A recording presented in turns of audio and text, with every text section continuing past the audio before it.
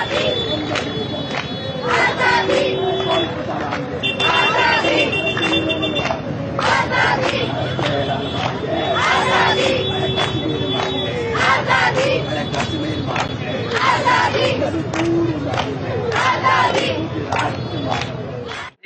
স্লোগানগুলো উঠলে পরে সাধারণ মানুষ পিছিয়ে আসবে, কারণ সাধারণ মানুষ কাশ্মীরের আজাদি চায় না।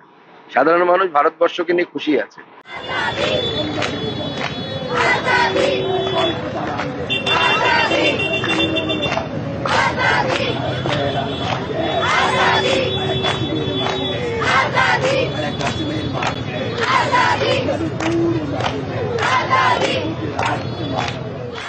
বিচারের দাবি এখন অতীত।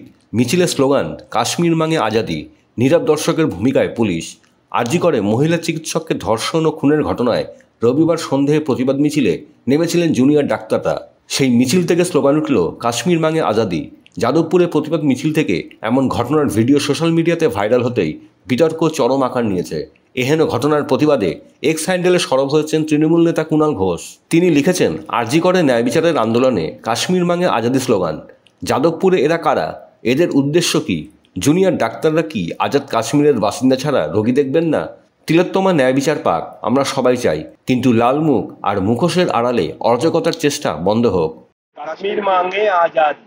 দেখুন, আমি আগেই বলেছি যে এই আন্দোলনটাকে হাইজ্যাক করার চেষ্টা কিছু অতি বামেরা করছে। তো সেই উদ্দেশ্য একটাই, তারা মমতা বন্দ্যোপাধ্যায়ের অঙ্গুলি হেনরেই করছে। তারা জানে যে এই স্লোগানগুলো উঠলে পরে সাধারণ মানুষ পিছিয়ে আসবে, কারণ সাধারণ মানুষ কাশ্মীরের আজাদি চায় না। সাধারণ মানুষ ভারতবর্ষকে নিয়ে খুশি আছে।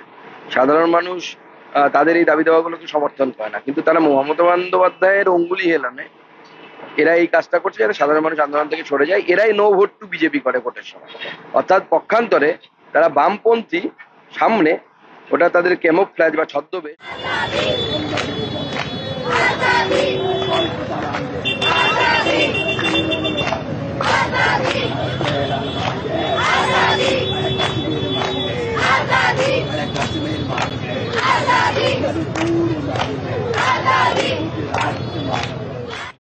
ব্যুরো রিপোর্ট, খবর সীমাহীন।